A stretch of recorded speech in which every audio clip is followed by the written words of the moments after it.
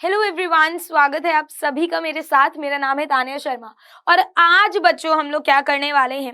आज हम लोग रिवाइज इंडिया के अंतर्गत फुटप्रिंट्स विदाउट फीट जो आपकी किताब है उसके सारे चैप्टर्स को रिवाइज करने वाले हैं। कुछ दिनों पहले चैनल के ऊपर एक वीडियो आया था जिसमें आपकी जो फर्स्ट फ्लाइट बुक है, जो पहली किताब है इंग्लिश की, उसके सारे चैप्टर्स मैंने आपको 10-10 मिनट में पढ़ाए थे और वो कंबाइन करके आप तक पहुंचाए थे। तो वो पूरे मिलाकर आपके 1 या 1.5 घंटे में सारे चैप्टर्स हो गए थे।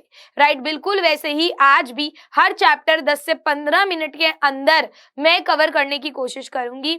आई नो कि उस वीडियो में एक जो चीज हो गई थी वो ये था कि आपका मैडम राइड द बस वाला चैप्टर नहीं था और द नेकलेस चैप्टर था। सो चिंता मत करो, इस वीडियो में हम लोग मैडम राइड द बस वाला चैप्टर कर लेंगे। ठीक है बच्चों, चलो सो फटाफट से शुरू करते हैं। वीडियो को आपको अंत तक देखना है, वीडियो को लाइक और शेयर करना है। अंत तक क्यों देखना है? क्योंकि हर चैप्टर को मैं आपको 10 और अगर बड़ा चैप्टर है तो 10 से 12 मिनट में मैं आपको वो चैप्टर समझा दूंगी। तो पेपर से पहले आपको बैठकर पूरा एनसीईआरटी पढ़ने की जरूरत नहीं है। अगर रिविजन करना है बस ये वीडियो देखो और काम खत्म। ठीक है, और जब पूरा वीडियो देख लोगे तो मुझे कमेंट करके जरूर बताना कि आपको ये वीडियो कैसा लगा। ओके चलो, किसी बच्चे का छूट गया अगर फर्स्ट फ्लाइट वाली बुक तो वो वीडियो जाकर देख लेना। काफी प्यार दिखाया तुम लोगों ने इस वीडियो पे।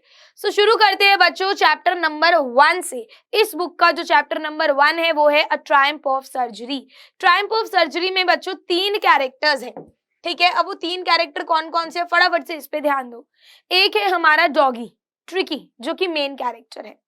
डॉगी की मिस्ट्रेस है यानी कि मालकिन है जिनका नाम है मिसेस पम्फ्रे, और एक डॉक्टर है डॉक्टर हिरियट। अब बात क्या है कि मिसेस पम्फ्रे बहुत ज्यादा अमीर है, बहुत ज्यादा रिच है। तो अब रिच लोग अगर अकेले होते हैं तो वो डॉग्स वगैरह पाल लेते हैं और फिर उन्हें बहुत ज्यादा ओवर लव करते हैं, है ना। चाहे आप इंसान को ज्यादा प्यार करो या कुत्ते को ज्यादा प्यार करो, जानवर को करो, बहुत ओवर लव खतरनाक ही होता है। राइट, तो यहाँ पर ये जो डॉगी है ये बहुत लालची है। जैसे हमारे मतलब घर में भाई बहन होते हैं ना जो छोटे होते हैं कि उनका पेट भर गया वो तब भी खा लेंगे ताकि सामने वाला ना खा ले। उसी तरीके से यहाँ पर ये जो ट्रिकी है ये बहुत ज्यादा लालची है। ये कभी भी खाने के लिए मना नहीं करता, कुछ भी रख दो खा जाएगा। बट अगर आप बहुत ज्यादा खा रहे हो तो आपका जो शरीर है, जो बॉडी है, वो धीरे धीरे क्या होगा, लेजी होगा, है ना। आप बीमार पड़ोगे, 100 बीमारियां आपको लगेंगी। बिल्कुल वैसे ही यहाँ पर जो इसकी मिस्ट्रेस है इसको लाड प्यार में बहुत खिलाती जाती है। डॉक्टर इसको वॉर्न भी करते हैं कि देखो डॉगी को जो स्वीट मीठी चीजें हैं वो मत दो, बट वो नहीं मानती और एट द एंड ट्रिकी बीमार हो जाता है। ठीक है, सो यहीं से बच्चों हमारा चैप्टर शुरू है। जो डॉक्टर है जेम्स हिरियट ये बहुत ज्यादा वरीड है, बहुत ज्यादा चिंतित है ट्रिकी को लेके। क्यों? क्योंकि ट्रिकी जो हमारा डॉग है वो बहुत मोटा फैट हो गया है। वो एक ब्लॉटेड सॉसेज की तरह दिख रहा है। ब्लॉटेड सॉसेज मतलब मीट, है ना। जैसे मीट एकदम फूला हुआ होता है, एकदम सूजा हुआ होता है, ऐसा लग रहा है कि एक मीट है और उस पे 4 पैर लगा दिए। इतना मोटा वो डॉगी हो गया, वो चल भी नहीं पा रहा है। उसकी आंखें एकदम रेड और पूरा ऐसे पानी भरा हुआ है, ऐसा लग रहा है अभी निकल जाएंगे। इसकी जो मिस्ट्रेस है वो है Mrs Pumphrey. She has given him malt and cod liver oil and a bowl of Horlicks every night. कहने का क्या मतलब है, उसको इतना ज्यादा तरीके तरीके का ये खाना देती थी तो ऑब्वियसली क्या होगा, मोटा ही होगा इंसान या जानवर। Now James Herriot realizes that Tricki's only fault was greed for food. James Herriot को पता था, जो डॉक्टर थे, कि इसकी से केवल इकलौती गलती है कि ये लालची है। ये क्वेश्चन बच्चों बहुत बार आ जाता है पेपर में। ठीक है, और बहुत सारे बच्चे लिख कर आते हैं ट्रिकी की क्या गलती थी, फूड नहीं, ट्रिकी की गलती थी ग्रीड, लालचपन।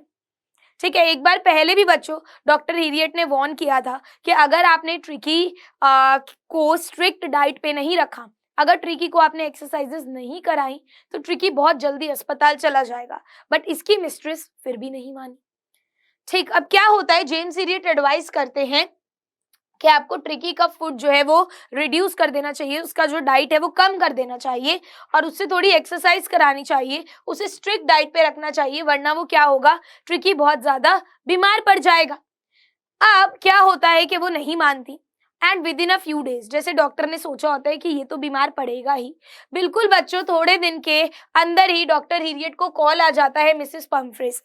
वो बहुत ही घबराई हुई होती है और वो बताती हैं कि ट्रिकी की हालत बहुत खराब है, ट्रिकी कुछ भी नहीं खा रहा है और वो बार बार उल्टी पे उल्टी, वॉमिटिंग पे वॉमिटिंग कर रहा है। ठीक है, और वो अपने रग पे पड़ा हुआ है। रग मतलब एक तरीके का आपने देखा होगा पायदान बोलूं उसको, क्या नीचे बिछाते हैं, ठीक है। तो उस पे डॉगी अपना लेटा हुआ है, ना वो उठ पा रहा है ना वो कुछ कर रहा है, बस वो तेज तेज पैंटिंग मतलब तेज तेज सांसें ले रहा है। डॉक्टर एडवाइस करते हैं कि ट्रिकी को हॉस्पिटलाइज करना पड़ेगा 14 से 15 दिन के लिए, 2 हफ्ते के लिए, फोर्टनाइट मतलब 2 वीक्स, ठीक है। 2 हफ्ते के लिए हमें ट्रिकी को अस्पताल में भर्ती करना पड़ेगा, हम उसे अंडर ऑब्जर्वेशन रखना पड़ेगा, वो घर पे रह के ठीक नहीं हो सकता। तो बहुत ज्यादा घबरा जाती है मिसेस पंफ्रे, दहाड़े मार मार के रोने लगती हैं, सारे सर्वेंट्स को बुला लेती हैं कि ट्रिकी के लिए नाइट बेड लाओ, लंच वाला बाउल लाओ, ब्रेकफास्ट वाला बाउल लाओ, उसके कपड़े लाओ, ये लाओ वो लाओ, क्योंकि भाई अमीर कुत्ता है ट्रिकी। अब जब डॉक्टर उसको पहुंच के सर्जरी यानी कि हॉस्पिटल में पहुंचते हैं, वहां पे जो वहां के डॉग्स होते हैं, जो हाउस होल्ड डॉग्स होते हैं, वो ट्रिकी को सूंघने लगते हैं। उन्हें लगता है ट्रिकी तो ऐसे ही पड़ा है मोशनलेस, मतलब हिल नहीं रहा, डुल नहीं रहा, कुछ कर नहीं रहा, उन्हें लगता है ट्रिकी बोरिंग है, तो वो वहां से चले आते हैं। फिर बच्चों ट्रिकी के लिए एक बेड बनाया जाता है, ठीक। बेड कहाँ बनाया जाता है? लूज बॉक्स में, ठीक। यहाँ पर जो उसकी मिस्ट्रेस ने बेड दिया था ना, वो कोई यूज नहीं कर रहा, कोई इस्तेमाल नहीं कर रहा, सब ऐसे ही पड़ा है, कोई उसको अमीर शहजादे वाला ट्रीटमेंट यहाँ पर नहीं मिल रहा, ठीक है। तो एक लूज से बॉक्स में उसके लिए बेड बना दिया जाता है। 2 दिन के लिए बच्चों कोई खाना नहीं दिया जाता।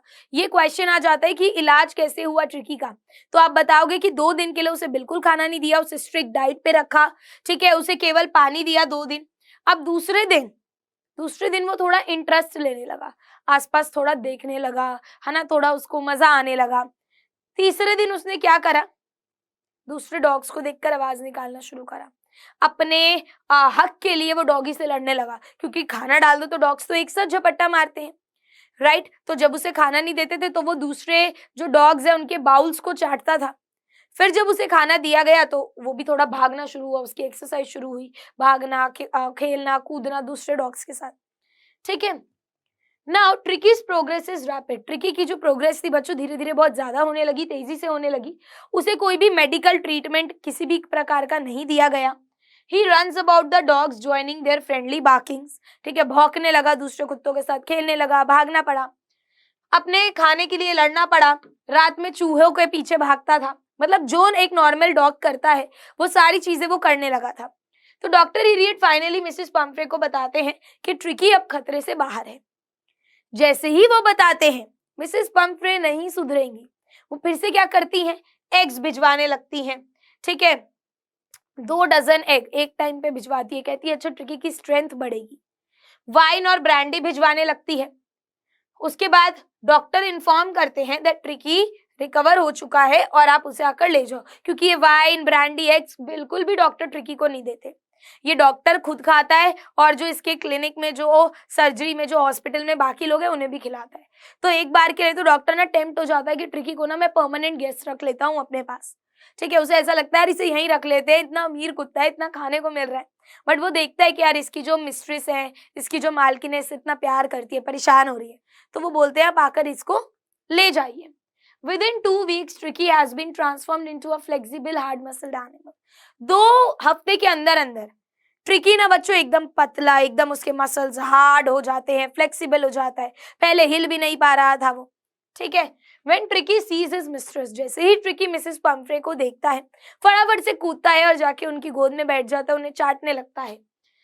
जैसे ही कार जाती है मिसेस पंफ्रे उसे देखकर इतना भावुक हो जाती हैं कि वो अपना सर बच्चों खिड़की से बाहर निकालती हैं और उनके जो लिप्स हैं उनसे क्या आवाज आती है, क्या बोलती हैं, वो आंखों में आंसू होते हैं और लिप्स से क्या बोलती हैं कि मैं आपका शुक्रगुजार कैसे कर पाऊंगी, this is a triumph of surgery. Triumph मतलब जीत, कि ये सर्जरी की जीत है। क्लियर बच्चों, समझ में आया? हेलो एवरीवन, हमारा सेकंड चैप्टर है the thief story.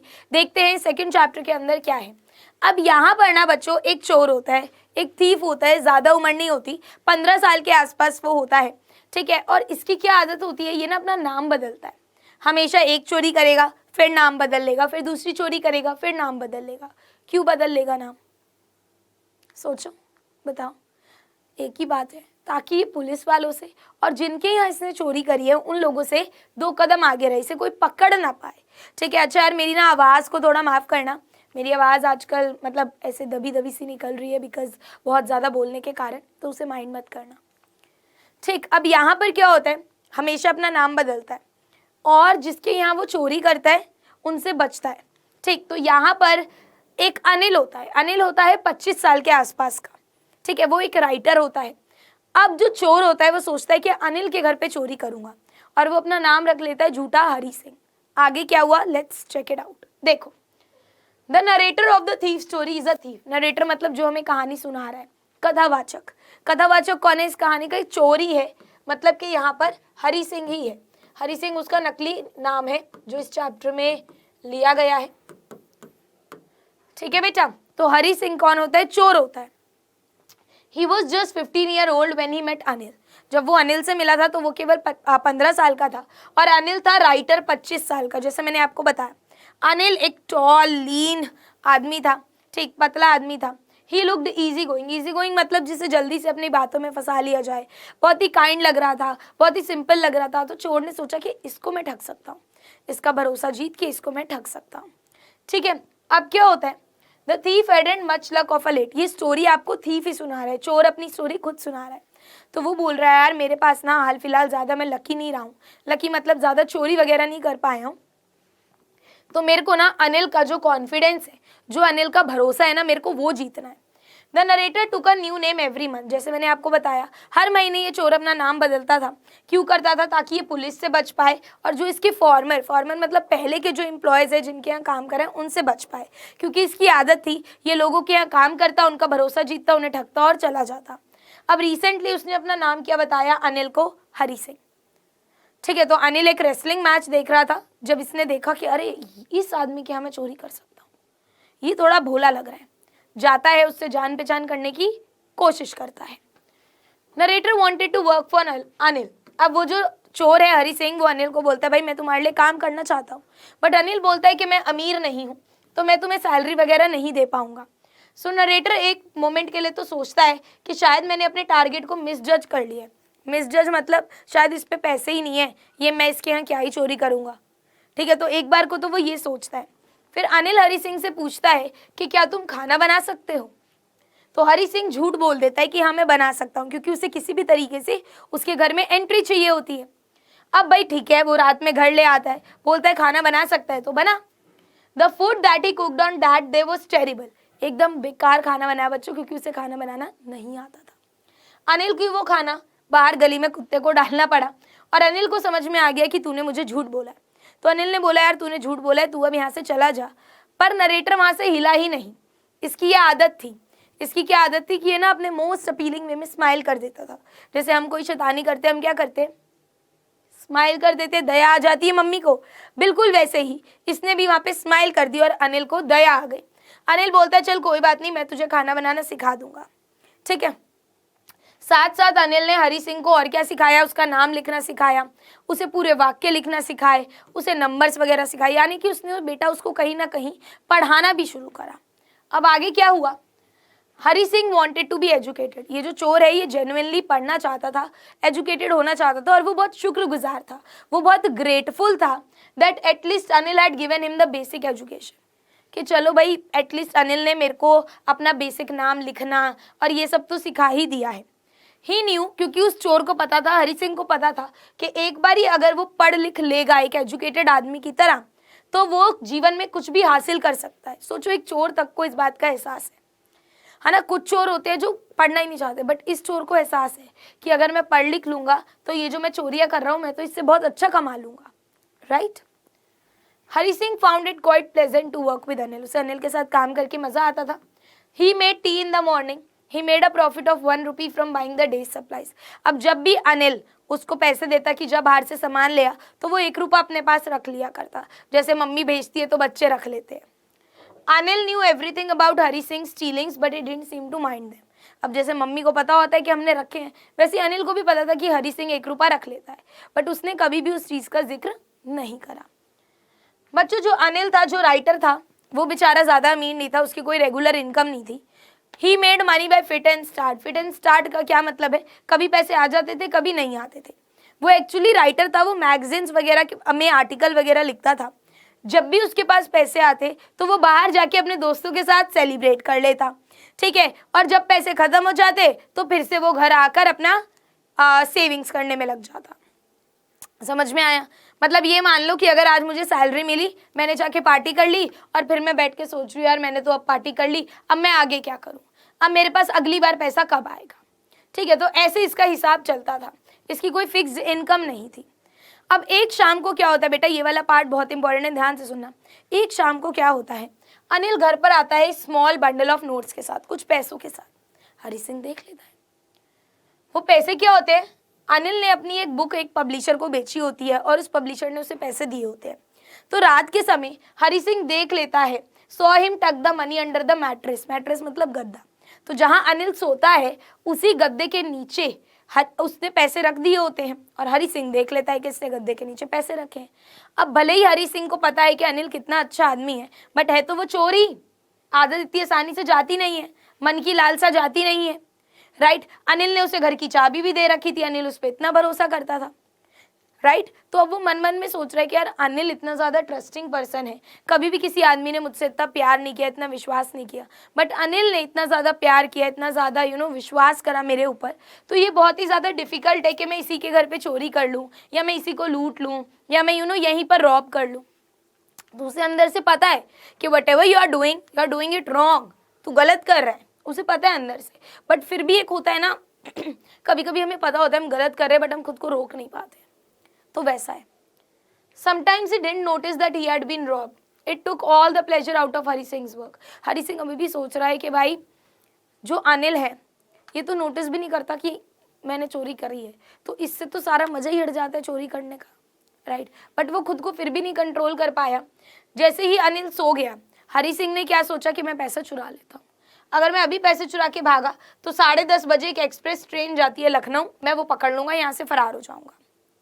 He crept मतलब धीरे धीरे बेड की तरफ गया, अपना हाथ हल्के से अंदर सरकाया और पैसे बाहर निकाल लिए।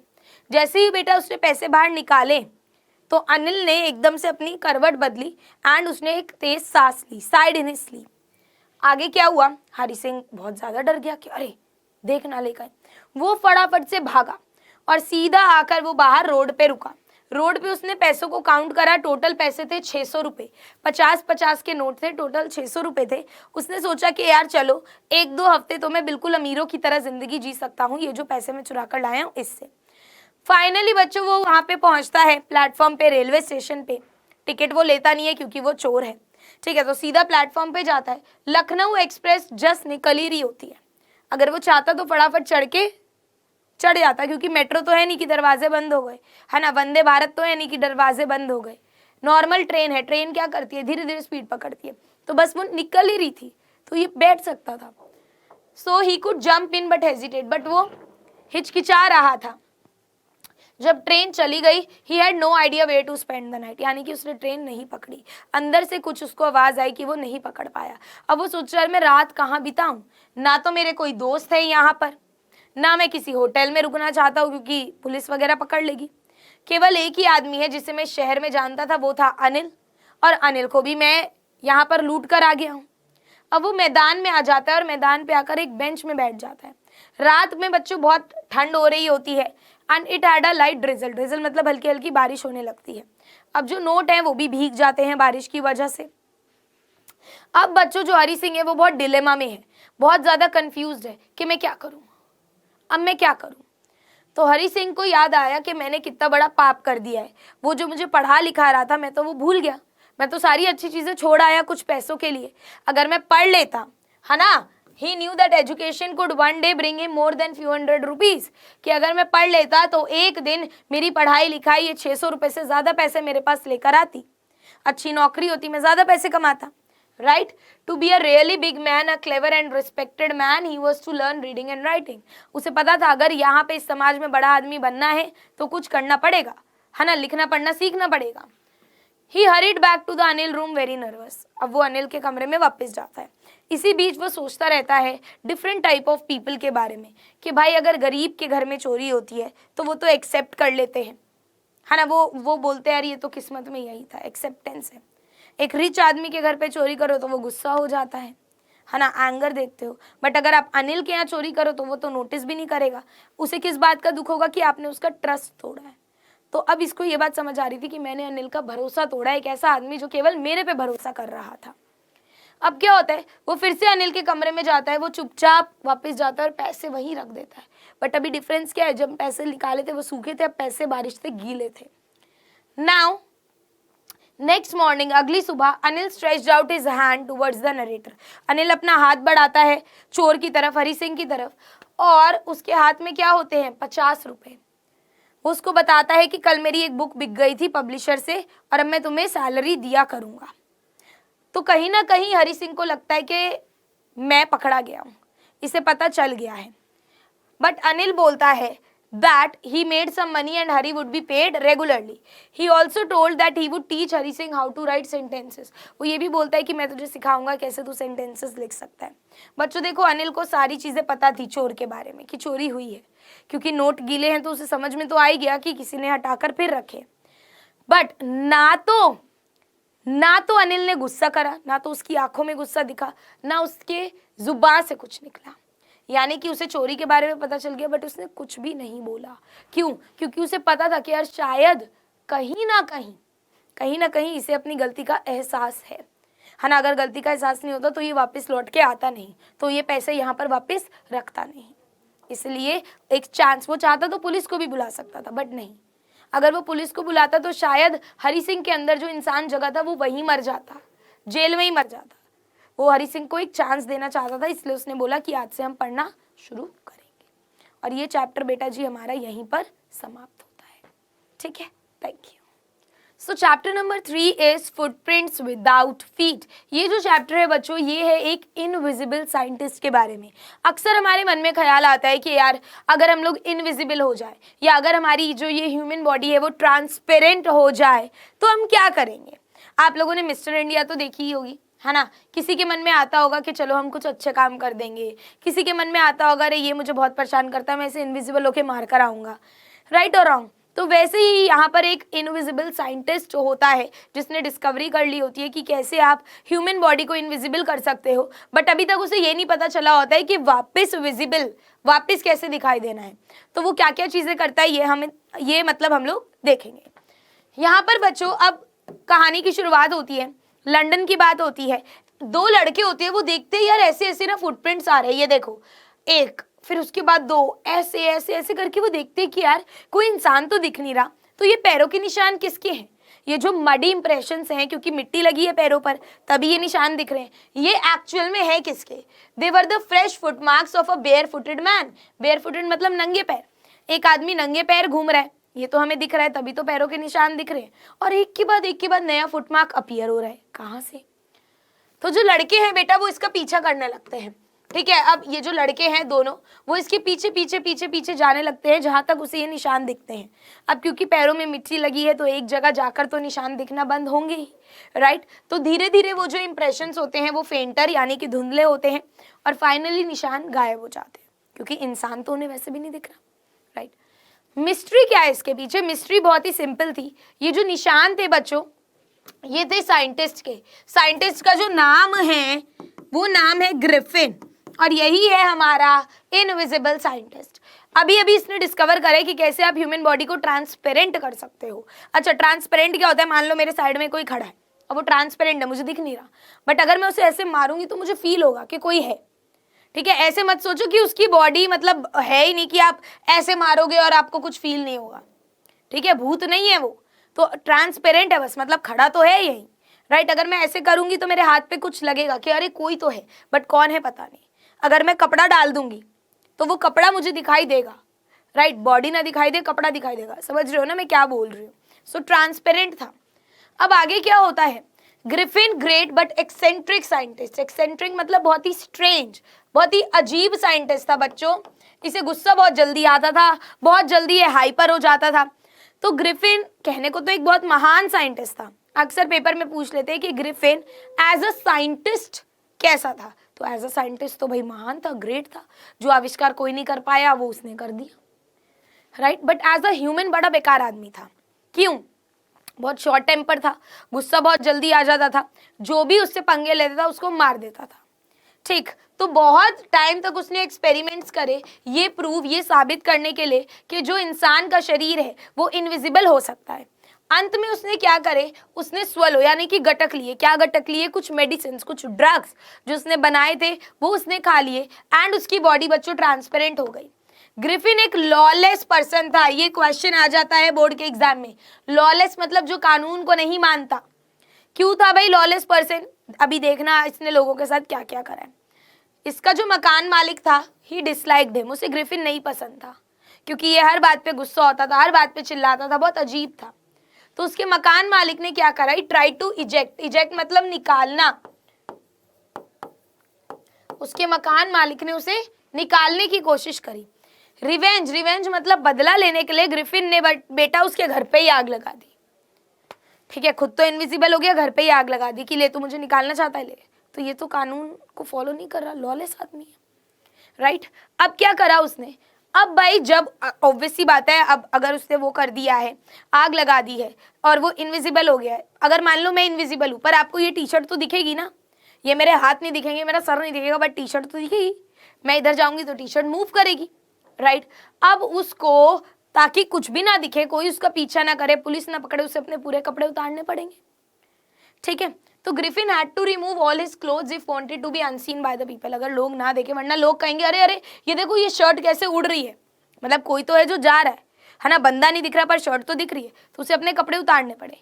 अब क्या हुआ, वो वहां से भागा तो वो एक होमलेस, घर नहीं था, वॉन्डरर मतलब इधर उधर भटक रहा था, ना कपड़े थे ना ही उसके पास पैसा था। अब क्या होता है बच्चों, क्योंकि सर्दी का टाइम होता है, हवा बहुत ठंडी होती है, ग्रिफिन एकदम नेकेड होता है, कुछ पहना नहीं होता उसने, कोई उसे देख नहीं पा रहा होता। सो स्ट्रीट्स में इधर उधर भटकने से अच्छा वो एक लंदन के स्टोर में चला गया फॉर वार्म, ताकि थोड़ी गर्माइश मिले। तो जब वो स्टोर बंद होने का टाइम था, वो वहां पर चला गया, सारे ही लोग स्टोर से बाहर निकल गए। तब उसने क्या करा, तब उसने कपड़े पहने। शक्ल तो हमें दिख नहीं सकती ना उसकी, ये आप देख रहे हो ना, ये किस तरीके से फोटो है कि यहाँ पर जो कपड़े हैं वो हमें दिख रहा है। यहाँ पर ये देख रहे हो कि इसका हाथ अपने को नहीं दिख रहा, यहाँ पर इसका हाथ नहीं दिख रहा, यहाँ पर सर नहीं दिख रहा, जहां जहां पर बस कपड़े हैं वो चीज हमें दिख रही है, राइट, क्योंकि बॉडी ट्रांसपेरेंट है। अगर मैं यहाँ पर इसके कुछ सर पे कपड़ा डाल दूं तो वो कपड़ा मुझे दिखने लगेगा, ट्रू। तो जब वहां से सब लोग निकल गए बेटा, तो इसने क्या करा, he enjoyed the pleasure of clothes. फिर इसने कपड़े पहने, खाना खाया, he fitted himself out with warm clothes there. उसने क्या करा, अपने अच्छे से मतलब जितनी भी उसको चीजों की जरूरत थी वो ली, एंड फुली ड्रेसअप हो गया, शूज पहन लिए, ओवरकोट पहन लिया, हैट पहन लिया, है ना, ये देख रहे हो ना, कोट पहन लिया, शूज पहन लिया, हैट पहन लिया, जिन जिन चीजों की जरूरत थी वो स्टोर से उसने पहन लिया, क्योंकि स्टोर बंद हो गया था, कोई था नहीं। जब उसने कपड़े पहन लिए तो वो विजिबल हो गया, मतलब वो कपड़े दिखने लगे। He had cold meat and coffee, फिर उसने मीट खाया, कॉफी पी, स्वीट्स खाए, वाइन पी ग्रोसरी स्टोर से, और वो उसके बाद खाने पीने के बाद मस्ती से, क्विल्ट्स मतलब रजाइयों का ढेर था, पाइल मतलब ढेर, तो उन ढेर के ऊपर वो सो गया। ठीक है, अब क्या हुआ बच्चों, सो तो गया, बट अगले दिन जो वो शॉप के जो असिस्टेंट थे, जो वो काम करते थे, वो लोग आ गए। ग्रिफिन को क्या करना था, उससे पहले उठकर जाना था, बट वो लोग आ गए। उन्होंने देखा ये कौन है भाई, अजीब सा है ना तो सर है ना कुछ है। तो वो ग्रिफिन के जैसे ही पास आए, ही पैनिक्ड, पैनिक्ड मतलब घबरा गया, और वो वहां से भागने लगा। But he could become invisible only he was totally naked. अब फिर से भाई देखो, ये शॉप के दोनों असिस्टेंट इसके पीछे भाग रहे हैं, राइट, इसे देख रहे हैं, जब तक ये भागेगा इसका पीछा करेंगे। तो ये कंप्लीटली इनविजिबल कैसे हो सकता था जब ये कपड़े उतार दे। तो एक और बार, दूसरी बार इसको ठंड जनवरी में अपने कपड़े उतार के भागना पड़ा। ठीक है, तो ये क्वेश्चन पूछ लिया जाता है कि दूसरी बार कपड़े क्यों उतारे, तो आप ये शॉप वाला पूरा इंसिडेंट समझाओगे। अब वो बेटा इसके बाद गया ड्ररी लेन। ड्ररी लेन क्या था, centre of the theatrical world. वहां पर जितने भी तुम्हारे ड्रामा हो गए, ठीक है, तुम्हारी एक्टिंग हो गई, वो सब होता था। तो जितने भी तुम्हारे नकली बाल हो गए, नकली नाक हो गई, ठीक है, जितनी भी चीज़ों की जरूरत होती थी वो वहाँ मिलती थी। तो उसने बोला चलो मैं वहाँ चलता हूँ, वहाँ से शायद मुझे कुछ चीज़ मिल जाए। तो वो एक शॉप में घुसा। शॉप में घुसने के बाद उसने बैंडेजेस लपेट ली अपने शक्ल पे, क्योंकि लोग बोलते हैं बिना सर का आदमी। तो जब बैंडेजेस लपेट ली तो वो बैंडेजेस दिखने लगी, राइट। ग्लासेस पहन लिए, नकली नाक लगा ली, बड़ी सी हैट पहन ली, यहाँ पर दाढ़ी, यहाँ पर विस्कर्स वगैरह लगा लिए, ट्रू। अब जब उसने सब कर लिया तो उसने शॉपकीपर को अटैक करा एक डंडे से। ठीक है, डंडे से अटैक करने के बाद क्या करा, robbed him of all the money he could find. जितने भी पैसे मिले चुरा लिए। समझ में आया? यहाँ पर भी एक एग्जाम्पल मिलता है हमें लॉलेस पर्सन का, लॉलेस पर्सन, है ना। यहाँ भी कानून का पालन नहीं करा, यहाँ पर भी मारा उसको, अपने फायदे के लिए आदमी मार दिया, पीछे से पैसे लेकर चला गया। अब उसने क्या सोचा, उसने सोचा भाई देखो ये लंदन में तो बहुत भीड़ भाड़ है, मैं पकड़ा जाऊंगा, मैं फंस जाऊंगा, यहाँ से थोड़ी शांति भरी जगह पे चलते हैं। तो बच्चों वो आ गया विलेज ऑफ आइपिंग, आइपिंग गांव में आ गया। अब आपको पता है गांव में तो हर छोटी सी बात सबको पता होती है, राइट। किसी के घर में कुछ हुआ है सबको पता है। तो वो एक लोकल इन मतलब एक छोटे होटल में उसने 2 कमरे बुक करे। उसके बाद इतना स्ट्रेंज, इतना अजीब सा दिखने वाला ये जो आदमी आया है, सारे ही लोग गांव में इसके बारे में बात करने लगे कि अरे पता नहीं बड़ा अजीब सा आदमी आया, यहाँ आया वहाँ आया। Mrs Hall tried to be friendly with her guest Griffin. अब मिसेज हॉल ने क्या करा, वो फ्रेंडली होने की कोशिश कर रही थी अपने गेस्ट से, ग्रिफिन के साथ। He told that he didn't want to be disturb, but उसने बोला कि मुझे यहाँ पर, मैं किसी काम से आया हूँ, मुझे फोकस करना है, मुझे कोई भी डिस्टर्ब ना करे, मुझे किसी से बात नहीं करनी। She thought that her guest was eccentric. उन्होंने भी ये सोचा कि ठीक है मुझे ऑफ सीजन में पैसे आ रहे हैं और ये थोड़ा अजीब है, ठीक है। उन्होंने इतना माइंड नहीं करा, उसको रूम दे दिया, ठीक है। आगे क्या हुआ, ग्रिफिन का बच्चों धीरे धीरे कैश खत्म हो गया, क्योंकि पैसे वो चुरा के लाया था, पैसे तो खत्म होने ही थे। फिर उसने झूठ बोला कि मेरा चेक किसी भी समय आ जाएगा, क्योंकि मिसेस हॉल पैसे मांगने लगी कि भाई तुम्हारे पैसे तो खत्म हो गए, मुझे पैसे दो। तो उसने बोला कि मेरे पैसे कभी भी आ जाएंगे और मैं आपको फिर पैसे दे दूंगा। इतने में ही बच्चों क्लर्जीमैन के घर पर, वहाँ पे गांव का जो क्लर्जीमैन था उसके घर पर एक बहुत ही स्ट्रेंज, बहुत ही एक अजीब सा एपिसोड हुआ।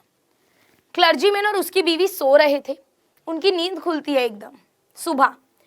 क्यों खुलती है नींद, क्योंकि उन्हें अपनी स्टडी रूम से आवाज़ें आ रही होती है। सुबह सुबह जो उनका एक स्टडी रूम होता है वहाँ से आवाज़ें आ रही होती है। आवाज़ किस चीज़ की होती है कि कोई ड्रॉअर खोल के पैसे निकाल रहा है। तो वो नीचे आते हैं and heard the chink of money being taken from the desk, और उन्हें आवाज़ आ जाती है पैसों की कि कोई हमारे पैसे ले रहा है। तो हाथ में पकड़ के डंडा क्लर्जीमैन एकदम से डोर को खोलते हैं, बोलते हैं सरेंडर, ठीक है। बट वो देखते कि अरे कमरा तो खाली है, यहाँ तो कोई भी नहीं है।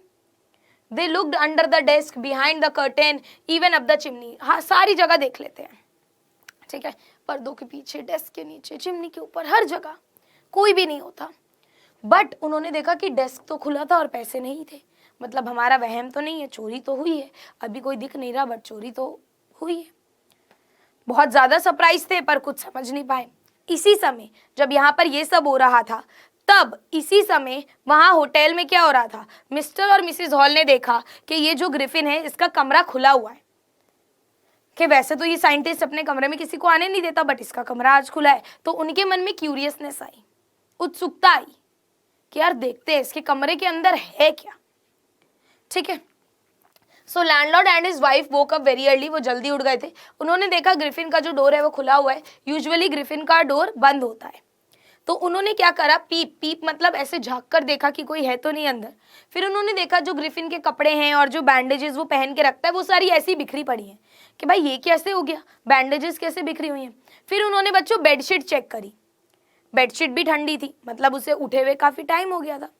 ऑल ऑफ अ सडन जब वो ये सब कर रहे थे, Mrs Hall heard a sniff close to her ear. Sniff मतलब किसी के सांस की आवाज यहाँ पर आई। जैसे ही उन्होंने देखा उनके सामने की जो एक हैट स्टैंड था जिस पे टोपी थी, टोपी खड़ी हुई और उनके मुंह पर आकर लगी। फिर एकदम से उनकी जो चेयर है वो खड़ी हुई। अब मान लो कोई चेयर मेरी तरफ आ रही है, मैं पीछे की तरफ जाऊंगी, राइट। अब वो चेयर आई और एकदम से उन्हें कमरे से बाहर निकाल दिया, दरवाजा बंद। हमें तो पता है कि ये सब साइंटिस्ट कर रहे हैं, साइंटिस्ट आ गया होगा, उसने उठाकर मार दिया होगा, राइट। बट वो लोग डर गए।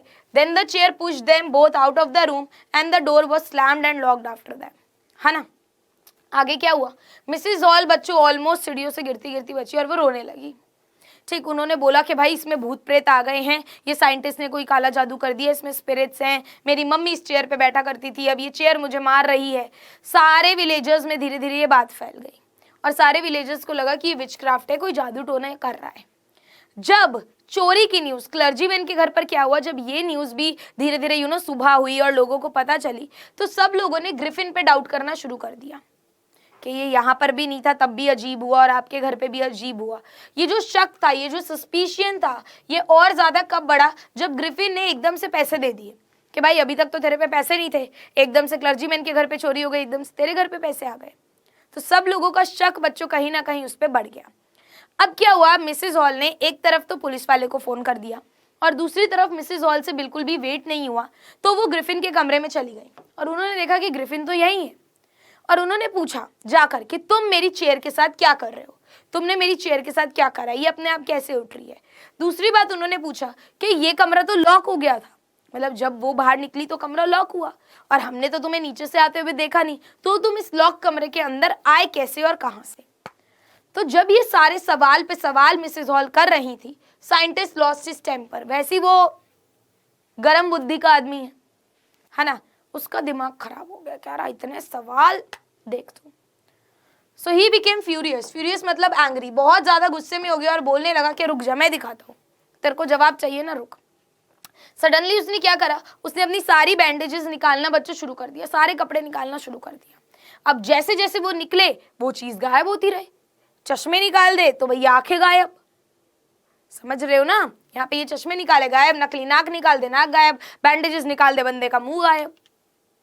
तो अब बच्चों पूरे के पूरे बार में सारे लोग इसको देख रहे हैं कि ये तो हेडलेस आदमी है, इसका तो सर ही नहीं है। सब लोग देखकर एकदम शॉक्ड हो रहे हैं। अब इतने में क्या होता है, जो पुलिस कांस्टेबल होता है वो आ गया होता है, ठीक है, उसका नाम होता है जेफर्स, मिस्टर जेफर। वो सरप्राइज हो जाता है कि मेरे को एक ऐसे आदमी को पकड़ना है जिसका सर ही नहीं है।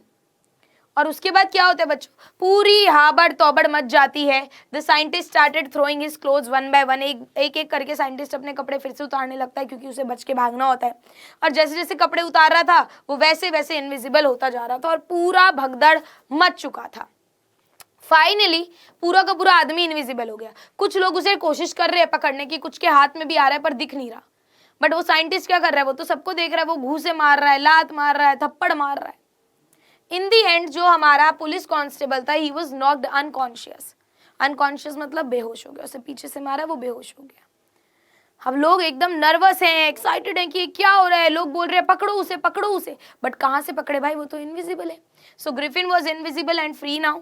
वो बच्चों दोबारा से फ्री हो चुका था and no one knew where to lay hands on him. किसी को भी नहीं पता था कि अब हम उसे कहाँ पर पकड़े या कैसे पकड़े। समझ में आया? ये पूरी की पूरी नॉवल है, आगे कहानी खत्म नहीं हुई है, बट हमारा चैप्टर यहाँ खत्म हो गया है। कभी फ्री टाइम मिले तो नॉवल पढ़ना, बड़ा मजा आएगा। सो ये चैप्टर यहीं तक था। See you in the next video. Hi guys, तो chapter number 4 is the making of a scientist. अब यार ये वाला चैप्टर ना बहुत सारे बच्चों को इतना कंफ्यूज लगता है, इतना कंफ्यूज लगता है कि पूछो ही मत। बट यहाँ पर मैं आपको बता दूं कि आई नो यार ये जो चैप्टर है ये साइंस विज्ञान से ज़्यादा रिलेटेड है, बट हमें उसमें नहीं जाना। हमें ये चैप्टर केवल इंग्लिश के पर्सपेक्टिव से ही पढ़ना है। अब यहाँ पर जो पहला पॉइंट आपको याद करना है बेटा, कि बात हो रही है ई ब्राइट की, ठीक है। बोला गया है एट द एज ऑफ 22, जब ई ब्राइट 22 साल के थे, he excited the scientific world with a new theory on how cells work. अब यहाँ पर आपको क्या ध्यान रखना है कि इन्होंने एक थ्योरी दी। क्या थ्योरी थी? हाउ सेल्स वर्क, ठीक है। सिर्फ हमें बेटा इंग्लिश के पर्सपेक्टिव से पढ़ना है, ज्यादा साइंस में हमें इस चैप्टर के अंदर नहीं जाना। ज्यादा साइंस में जाते हो तभी कंफ्यूज हो जाते हो, ठीक। इतना याद रखो, 22 साल की उम्र में थ्योरी दी थी हाउ सेल्स वर्क, ठीक। Richard E. Bright and his college roommate explained the theory in the proceedings of the National Academy of Science. It was the first time that this important scientific journal had ever published the work of college student. ये एक journal है, ठीक है। इसमें पहली बार ऐसा हुआ था कि इतनी इम्पॉर्टेंट साइंटिफिक जर्नल में इनका जो ये काम है ये पब्लिश किया गया था। कॉलेज स्टूडेंट्स का काम पब्लिश किया गया था। तो इन्होंने और इनके रूममेट ने मिलकर इस थ्योरी को एक्सप्लेन किया था। For Richard E bright his first achievement in science started with butterfly. सारी की सारी जितनी भी इन्हें अचीवमेंट मिली ये सब स्टार्ट कैसे हुआ, याद रखना है आपको, बटरफ्लाई से स्टार्ट हुआ, ठीक है। Richard E bright started collecting butterflies when he was just in kindergarten, यानी कि बहुत छोटी उम्र से बच्चों इन्होंने क्या करा, बटरफ्लाइज को कलेक्ट करना शुरू करा। बटरफ्लाइज के साथ साथ इन्हें रॉक्स, फॉसिल्स, कॉइन्स, पुरानी चीजें जितनी होती है इकट्ठा करने का बहुत शौक था। He became an eager astronomer too, ठीक है। इन्हें स्टार्स वगैरह देखना भी काफी ज्यादा पसंद था। He sometime gazed at stars all night, gazed मतलब घूरना, कभी कभी ये पूरी रात स्टार्स को देखते रहते थे। अब इनकी मम्मी का क्या रोल था भाई, इनकी लाइफ में, तो इनकी मम्मी का बच्चों बहुत इंपॉर्टेंट रोल था। इनकी मम्मी ने इन्हें बहुत ज़्यादा इनकरेज किया, बहुत ज़्यादा मोटिवेट किया। आप लोगों की भी लाइफ में कोई ना कोई होगा जो आपको मोटिवेट करता होगा, जो आपको इनकरेज करता होगा कि नहीं यार तू कर सकता है, तू कर। तो इनकी मम्मी ने इन्हें बहुत ज़्यादा बेटा मोटिवेट किया। वो उनको ट्रिप्स पे लेकर जाती, जो भी ज़रूरत होती, जैसे हमारे माँ बाप जो हमें ज़रूरत है सब देने की कोशिश करते हैं, वैसे ही इनकी मम्मी ने telescope, microscope, cameras, other equipment, जिन जिन चीज़ों की इन्होंने मांग करी इनकी मम्मी ने इन्हें ला कर दी।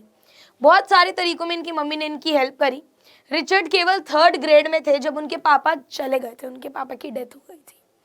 Richard was her mother's whole life, तो इसलिए उनकी मम्मी को बहुत प्यार था, पूरा एक दूसरे के लिए केवल वही दोनों थे, पापा थे नहीं। They spent almost every evening, उनकी मम्मी बताती है कि हम लोग हर शाम डाइनिंग टेबल पे बैठा करते थे।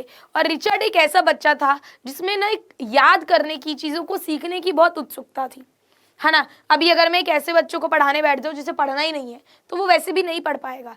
केवल वही बच्चा ये समझ सकता है, केवल वही बच्चा ये पढ़ सकता है जिसमें पढ़ने की इच्छा हो, right. He earn top grades in school, school में अच्छे नंबर लाता था रिचर्ड। जब वो 2nd ग्रेड में आया सो ई ब्राइट ने सारी की सारी जो 25 तरीके की बटरफ्लाई उनके आसपास मिलती थी उनके होम टाउन में, वो सारी बटरफ्लाई कलेक्ट कर ली थी। फिर उनकी मम्मी ने उन्हें एक बुक ला कर दी। बुक का नाम आपको याद रखना है, ये वाली बेटा जी जो बुक है आपकी, the book told how monarch butterflies migrated to central America, कि कैसे ये एक टाइप ऑफ अ बटरफ्लाई है मोनार्क बटरफ्लाई, ये वाली बटरफ्लाई सेंट्रल अमेरिका में किस प्रकार आई, इस पे ये पूरी की पूरी बुक थी, ठीक है। अब इनकी मम्मी ने जो इन्हें भी बुक ला कर दी, इन्होंने पढ़ना शुरू करा तो इनका इंटरेस्ट बच्चों कहीं ना कहीं बहुत ज़्यादा डेवलप होने लगा, ठीक है। अच्छा, बुक में क्या लिखा था?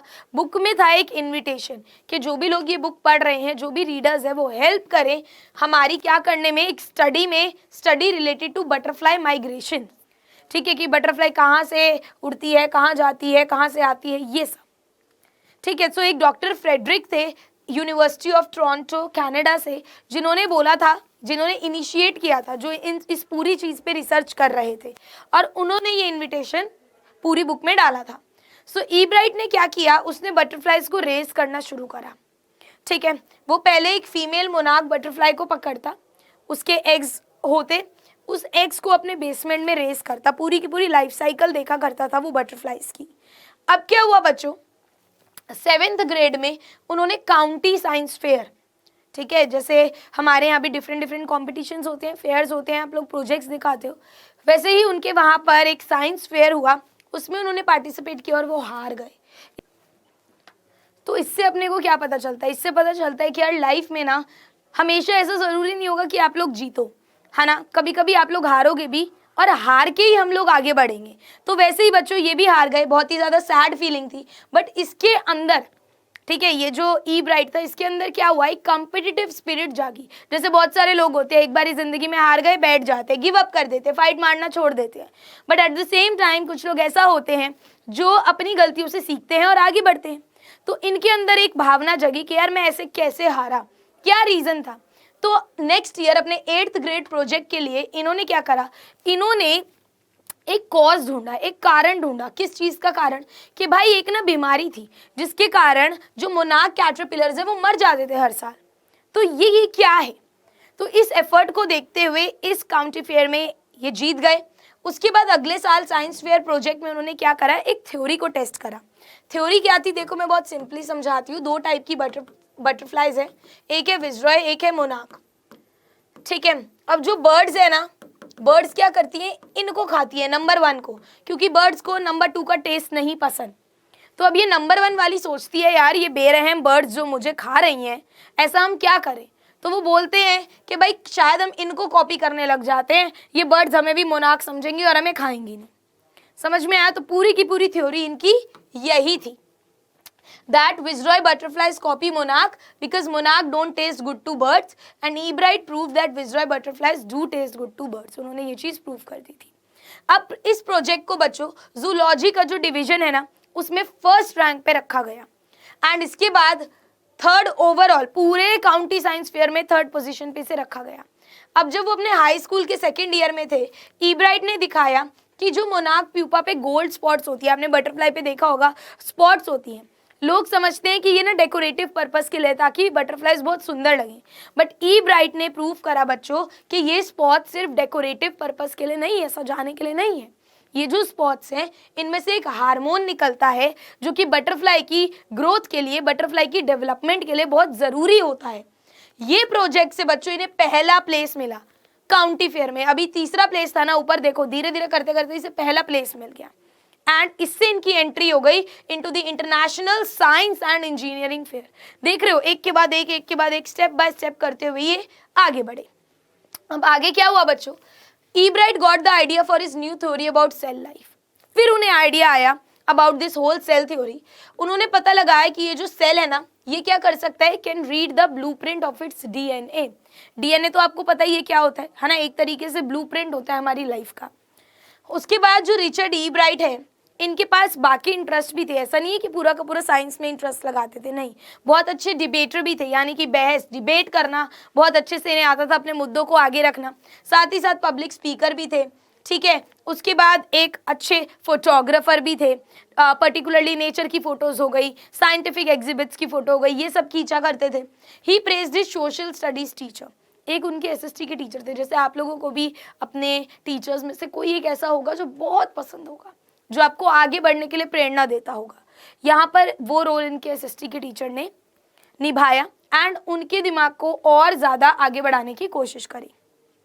रिचर्ड ई ब्राइट में इनके एसएसटी के टीचर बताते हैं कि कॉम्पिटिटिव स्पिरिट है, ठीक है। कॉम्पिटिटिव स्पिरिट क्या है कि मुझे आगे बढ़ना है, ठीक है, not in a bad sense, ये नहीं है कि मुझको इसको हरा कर आगे बढ़ना है, नहीं नहीं नहीं नहीं, ऐसा कुछ भी नहीं है।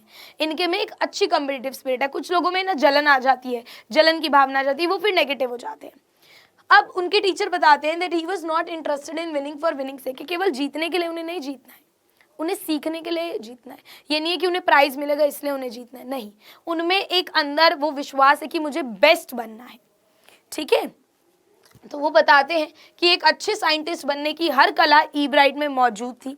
और ये क्वेश्चन भी आ जाता है बोर्ड एग्जाम में कि अच्छे साइंटिस्ट बनने के लिए कौन कौन से इंग्रेडिएंट्स, जैसे अगर दाल बनानी है तो चाहिए ना सामान, हल्दी चाहिए, नमक चाहिए, जीरा चाहिए, वैसे ही एक अच्छे साइंटिस्ट बनने के लिए कौन कौन सी चीजें चाहिए। नंबर 1, फर्स्ट रेट माइंड, एक अच्छा दिमाग चाहिए। ही हैड क्यूरियोसिटी, उनमें जानने की इच्छा थी। He had the will to win for the right reasons, है ना, वो जीतना चाहते थे सही रीजंस के लिए, हमारे इनविजिबल साइंटिस्ट की तरह नहीं कि सबको तबाह कर दे, राइट। जो बुक उनकी मम्मी ने उन्हें दी थी वो बुक ने उनका नेक्स्ट लेवल इंटरेस्ट बढ़ा दिया था साइंस के लिए, और उन्होंने कभी भी अपनी साइंटिफिक क्यूरियोसिटी को नहीं छोड़ा। यानी कि ये जो उनके अंदर एक लालसा बोल लो या एक उत्सुक पन बोल लो जो था, उत्सुकता थी कि भाई उन्हें नई नई चीज़ें जाननी है, वो इन्होंने अपने अंदर से कभी भी ख़त्म नहीं करा। तो ये मेन बातें आपको ध्यान रखनी है, ठीक है। इनकी थ्योरी ऑफ सेल्स ध्यान रखना है, विजरॉय और मोनार्क बटरफ्लाई में डिफरेंस ध्यान रखना है, बुक का नाम याद रखना है, ये ऊपर ऊपर की चीज़ें आपको याद रखनी है, ठीक है guys. So that's all for this chapter. So this is your chapter number 5, भोली।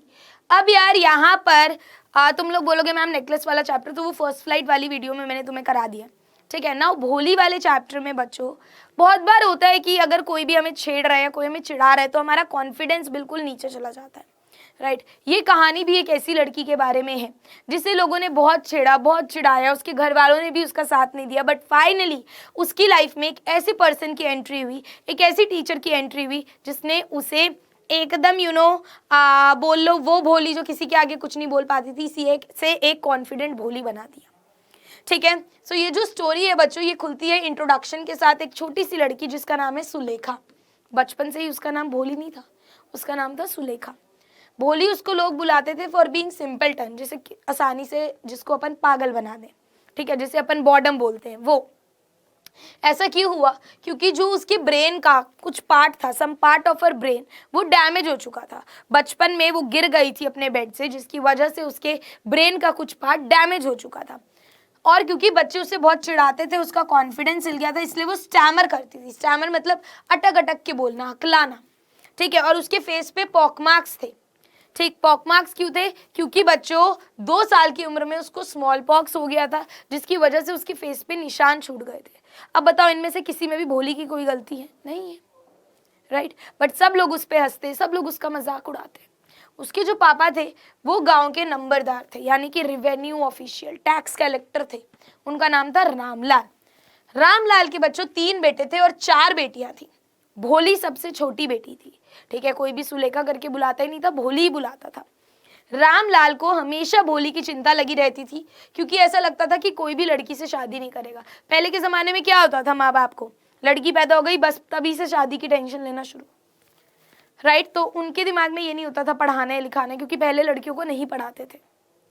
अब इन्हें लगता था यार भोली तो इतनी वैसी दिमाग से पैदल है, ऊपर से उसकी शक्ल भी बेकार है, उसको तो कौन ही शादी करेगा, कौन ही उससे शादी करेगा, राइट, विद दी अगली फेस एंड डम माइंड। तो एक दिन क्या हुआ, उनके गांव में तहसीलदार आए। तहसीलदार क्यों आए थे? गर्ल्स का एक प्राइमरी स्कूल खुला था जिसका उद्घाटन करने वो आए थे। उन्होंने परसुएड मतलब क्या होता है, कन्विंस, अपनी बातों से किसी तरीके से रामलाल को कन्विंस करा कि देखो तुम इस गांव के रिवेन्यू ऑफिशियल हो, अगर तुम अपनी बेटी को स्कूल भेजोगे तो बाकी जो लोग हैं उनके लिए भी एक एग्जाम्पल सेट होगा, वो भी अपनी बेटियों को स्कूल भेजेंगे, तो तुम्हें भेजना पड़ेगा। अब रामलाल भाई तहसीलदार का ऑर्डर तो मना नहीं कर सकता, बट अंदर ही अंदर उसके और उसकी बीवी के दिमाग में ये भी चल रहा है कि भाई बेटियों को स्कूल भेजेंगे तो शादी कौन करेगा, क्योंकि पहले की सोच ही ऐसी थी। तो रामलाल की बीवी क्या बोलती है कि हम भोली को स्कूल भेज देते हैं, ठीक है बच्चों। और ये कुछ अच्छे रीजन के लिए नहीं था कि भोली की बहुत चिंता करते हो, भोली से प्यार हो, नहीं नहीं नहीं, ठीक है। वो लड़कियों को स्कूल भेजने के बिल्कुल खिलाफ थी, बट भोली को इसलिए क्योंकि उन्हें लग रहा है कोई भी इससे शादी तो वैसे ही नहीं करेगा, तो इसको टीचर के ही पल्ले मारो, वैसे भी हमारे सर से छुटकारा मिलेगा। तो she reason that as Bholi had no chance of getting married she could go to school, कि बाकी लड़कियों को भेज दिया तो उनसे कौन शादी करेगा, तो इसी को भेज दो क्योंकि इसकी तो वैसे भी नहीं होगी। सो शुरू में बच्चों भोली बहुत ज्यादा डरी हुई थी घर छोड़ने में, क्योंकि उसे पता नहीं था स्कूल क्या होता है। For the first time in her life उसको तैयार किया जा रहा था, उसको नहलाया जा रहा था, उसके बालों में तेल लगाया जा रहा था, उसके बाल धोए जा रहे थे, साफ कपड़े पहनाए जा रहे थे। वरना हमेशा से उसे किसी को फर्क नहीं पड़ता, वो नहा रही है, उसके कपड़े धुले हैं, उसको पुराने कपड़े ही दे देते थे। जब उसके साथ ये सब अच्छा ट्रीटमेंट हुआ तो उसे लगा हाँ मैं शायद घर से किसी अच्छी जगह जा रही हूँ, तभी ये लोग मेरे साथ इतना अच्छा बिहेव कर रहे हैं। सोचो, अब जब वो स्कूल गई वहां पे बहुत डरी हुई थी, बट वहां पे वो अपनी एक टीचर से मिली। वो टीचर जो बहुत ही काइंड और पोलाइट थी, ठीक है। होता है ना कोई आपसे अगर प्यार से बात कर ले आपको अच्छा लगता है। कभी आज तक भोली से किसी ने बच्चों प्यार से बात नहीं करी थी, बट इस टीचर ने जब प्यार से बात करी तो भोली के मन में एक आशा आई।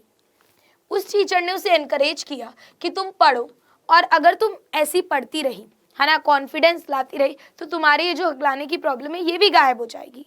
तो ये सुनकर भोली को बहुत होप आया, उसकी आवाज़ सुनकर भोली को बहुत अच्छा लगा, और उसने डिसाइड कर लिया कि वो स्कूल रोज आएगी। ईयर्स पास, जैसे ही बच्चों साल बीतने लगे और उसका जो छोटा सा गांव था वो अब एक शहर, एक टाउन बन गया था।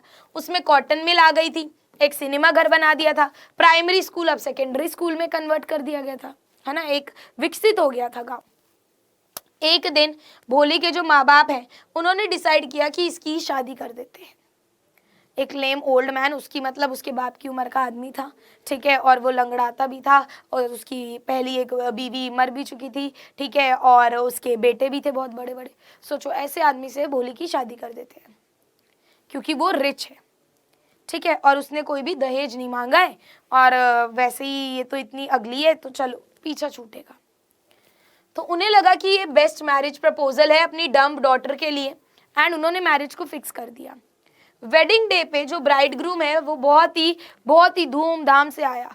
तो भाई बहुत ज़्यादा खुश हो रहा है रामलाल के, अरे देखो मेरी बेटी के लिए कितने लोग आए। इसकी बहनें जेलस हो रही हैं कि देखो भाई, मतलब इसमें ऐसा क्या है जो इसके लिए इतना ज़्यादा वो करके आए हैं, है ना, हमारे पे तो कोई इतना सेलिब्रेशन नहीं हुआ। अब ग्रूम को पता चल गया, दूल्हे को पता चल गया कि भोली के फेस पे पॉक मार्क्स हैं, है ना। जब वो मंडप में बैठे थे तो उसका वो हट गया जो घूंघट होता है, और उसने देख लिया फटाफट कि अरे पॉक मार्क्स है, और तभी उसने दहेज डाउरी मांगना शुरू किया। अरे इसकी तो शक्ल ही बेकार है, मुझे दहेज दो, मुझे पैसे दो। सो उसने मांगे बच्चों 5,000 रुपए। रामलाल ने भीख मांगी, बैग करा, अपनी पगड़ी उसके सर पे उतार के रख दी, बट विशांबर नाथ जो दूल्हा था वो बिल्कुल भी नहीं माना। ये सब देख के भोली को बहुत गुस्सा आया। रामलाल अंदर गया, पैसे लेने कि भाई अब बारात वापस जाएगी तो मेरी फैमिली की क्या इज्जत रह जाएगी, मेरी बेटी की शादी टूट जाएगी। तो भोली से ये सब सहन नहीं हुआ और उसने मना कर दिया कि मैं ऐसे लालची ग्रीडी आदमी से कतई ही शादी नहीं करूंगी। लोगों ने उसे बोलना शुरू करा कि देखो कितनी बदतमीज है, कितनी शेमलेस है, आरोप लगाने शुरू करे, देखो बहस कर रही है। भोली ने किसी की नहीं सुनी, उसने सबको जवाब दिया और सब लोग शॉक्ड रह गए कि वो भोली जिसका सब मजाक उड़ाते थे, वो भोली जिसे सब पागल पागल बोलते थे, आज वो भोली बिना हकलाए बिना अटके इतने कॉन्फिडेंस से अपने लिए स्टैंड ले रही है। तो वो जो बाराती थे वो वापस चले गए, wedding party return, marriage ceremony ended, भोली की शादी नहीं हुई। उसके जो पापा थे वो बहुत ही सैड थे और वो रोने लगे। उन्होंने बोला कि अब कौन ही तुमसे शादी करेगा, ठीक है, एंड अब तुम आगे फ्यूचर में क्या करोगी। तो भोली ने क्या रिप्लाई करा, भोली ने बोला कि मैं आप लोगों का ख्याल रखूंगी और मैं क्या करूंगी, अपने ही स्कूल में पढ़ाऊंगी जैसे मेरी टीचर पढ़ाती है। अब ये सारी चीजें ना उसकी टीचर साइड में खड़े होकर देख रही थी। Her teacher who was watching all this felt proud of her decision.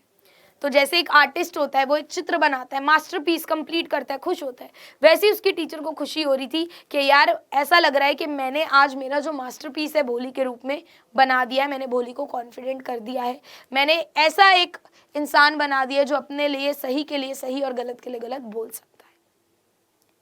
ठीक है बच्चों, तो यहाँ पे ये जो भोली चैप्टर है ये पूरा का पूरा हमारा समाप्त होता है। सो chapter 6 is madam ride the bus. अब बच्चों ये जो हमारा चैप्टर है ना, ये है एक छोटी सी बच्ची के बारे में जिसका नाम है वली। अच्छा, मैं चैप्टर शुरू करने से पहले एक और बात आप लोगों को बता दूं कि ये जो चैप्टर जो मैं आपको पढ़ा रही हूँ, जो मैं आपको रिवाइज करा रही हूँ, ऑब्वियसली रिविजन के बाद हमें ज़रूरत पड़ती है टेस्ट की।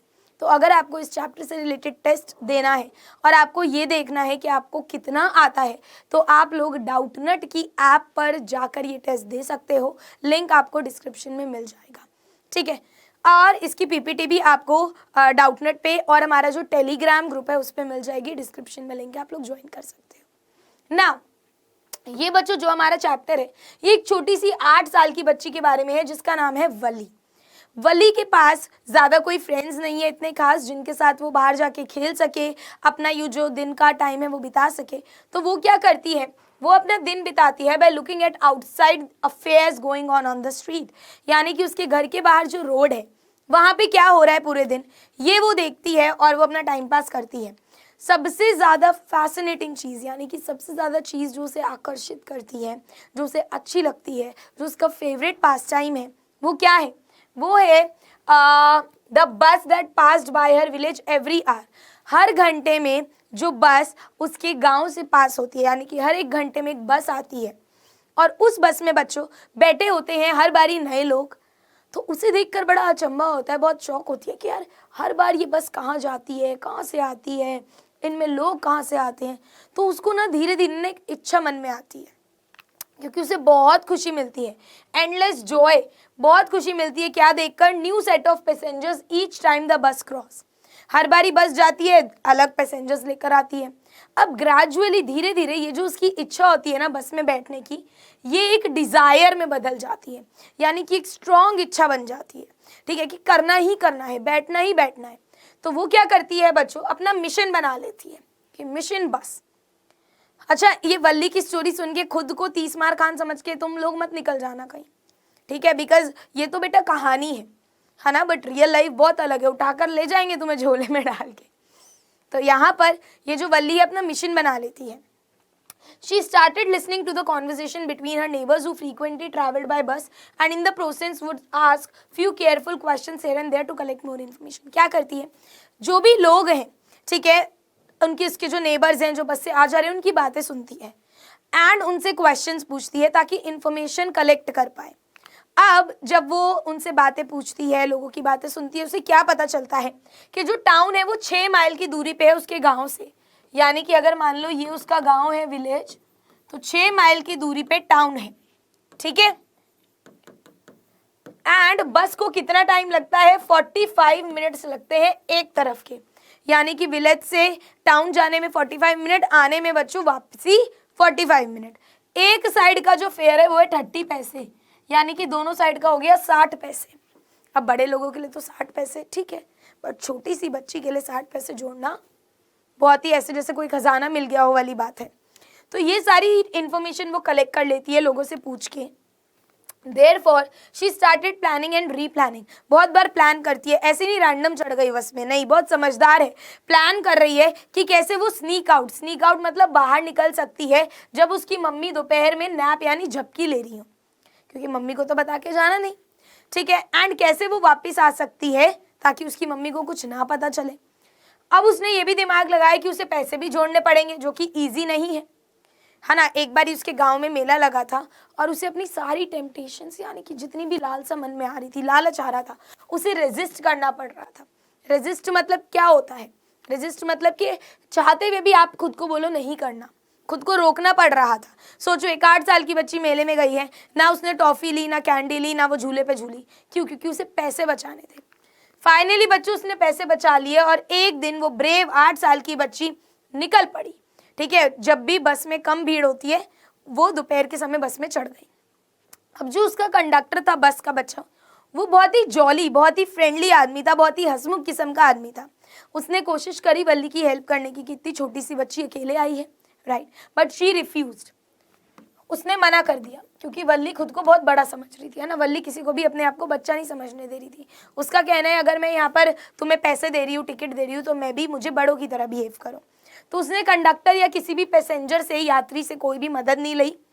It was an amusing sight for everyone to see such a small girl alone acting like an adult. सबको देख के भी बड़ा मजा आ रहा था कि इतनी छोटी सी लड़की देखो एज एन अडल्ट एज बड़ों की तरह बिहेव कर रही है। अब कंडक्टर भैया बहुत ही मजाकिया किस्म का था, तो वो वल्ली को मैडम मैडम बोलने लग गया कि हाँ हाँ ये बच्ची नहीं है, ये तो मैडम है, ये बड़ी हो गई है। अब बच्चों क्योंकि वल्ली की हाइट छोटी थी तो वो क्या करती, she would stand on her seat. वो तो आई इसलिए ना बस से बाहर देखने, तो वो सीट पे खड़ी हो जाया करती, ठीक है, और वो विंडो से बाहर देखती। जबकि बाकी के जो लोग हैं वो उसे एडवाइस कर रहे थे कि तू बैठ जा, कहीं बस में ब्रेक लगे और तू गिर जाए, उसकी खुद की सेफ्टी के लिए। बट जब भी कोई भी उसे कुछ बोल रहा था, वल्ली वुड गेट अनॉयड। वो बहुत अनॉय हो रही थी कि मुझे मत बोलो, मुझे मत परेशान करो। नेक्स्ट एक लेडी आई बस में। वो लेडी भी चिंतित हो गई, छोटी सी बच्ची अकेले जा रही है। वो पूछने लगी। वल्ली का बिल्कुल मन नहीं किया उससे बात करने का, क्योंकि वल्ली को वो बहुत डिस्गस्टिंग लगी, बहुत ही बेकार लगी, ठीक है। तो उसने सोचा कि इस लेडी से तो मैं बात नहीं करूंगी। अब वल्ली एंजॉय कर रही थी जो भी उससे बस से बाहर बच्चों दिख रहा था।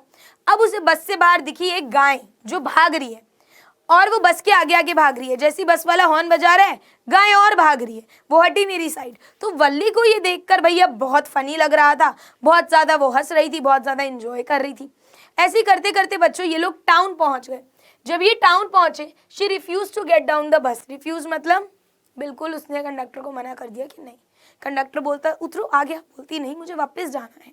तो कंडक्टर ने बोला कुछ खा पी लो, मैं ला देता हूँ, कहती नहीं, ठीक है। तो जब वो वापस आ रही थी, शी कैरिड एक्सट्रीम इंथुजियाज्म। दोबारा उसमें वही जोश था, होता है ना, मान लो हम यहाँ से मनाली जा रहे हैं, ठीक है, बहुत जोश है, बट वापस आते समय जोश हल्का हो जाता है कि अरे सब तो देख लिया। बट उसका जोश वही था। बट बच्चों उसकी जो इतनी खुशी थी वो सैडनेस में बदल गई जब उसने उस काव को मरे हुए देखा, ठीक है। उसने देखा कि वो जो काव है ये तो बिल्कुल मरी हुई है रोड पे, और वो इतनी हॉरिबल लग रही है। तो वो ये सोचने लगी कि कैसे एक जो क्रिएचर है जिसमें पूरा फुल ऑफ लाइफ है, वो अभी हंस रही थी, कूद रही थी, इधर उधर भाग रही थी, एकदम से वो लाइफलेस है, इतनी बेकार लग रही है वो गाय। तो वो चुपचाप बैठ गई और फिर उसमें हिम्मत नहीं हुई कि वो बाहर देख पाए। जब वो घर पहुंची, she found her mother and aunty. उसकी मम्मी और आंटी घर पे बैठे हुए थे और वो बात कर रहे थे। किस बारे में? वो बात कर रहे थे कि देखो बहन, अभी हम दोनों यहाँ बैठे हैं बट पता नहीं दुनिया में क्या क्या चल रहा होगा। तो ये उनकी कॉन्वर्जेशन चल रही थी। तो इतने में ही वल्ली आई और अफर्म मतलब हामी भरना। वल्ली ने हामी भरी, कहती हाँ बिल्कुल सही बोल रहे हो। वल्ली का मतलब क्या था कि भाई मैं ये यहाँ बैठे हैं और बस जर्नी से मैं हुआ ही नहीं, पता भी नहीं चला। बट इसकी मम्मी और आंटी को तो पता नहीं था वल्ली क्या बोल रही है, राइट। तो वो दोनों एस्टोनिश्ड यानी शॉक्ड हो गए। वो बोलते छोटी सी बच्ची को हमारी बातें कहाँ से समझ आ रही हैं, ये क्या बोल रही है। तो उसने फिर बोला कि नहीं नहीं मैं तो ऐसी कैजुअली बोल रही थी, कोई बात नहीं, क्योंकि सच तो बता नहीं सकती। फिर उसकी आंटी बोलती है वली को as a no speaking child, कहती बड़ों की बातों में ना टांग बड़ी अड़ाती है, होती है ना आंटी ऐसी। बोलती है देखो तुम्हारी छोटी सी बच्ची एकदम ग्रोन अप लेडी की तरह बिहेव कर रही है। तो अब उन्हें क्या पता कि वल्ली तो एक्चुअल में ग्रोन अप लेडी की तरह बिहेव करके आई है। राइट। उन्हें नहीं पता कि वल्ली किसके बारे में बात कर रही है, क्या रेफर कर रही है, क्योंकि किसी को भी उसकी बस जर्नी के बारे में बच्चों नहीं पता था। ठीक है, so that's all guys. I hope आपको वीडियो अच्छा लगा होगा। Do let me know in the comment section. Thank you so much everyone, bye bye, take care.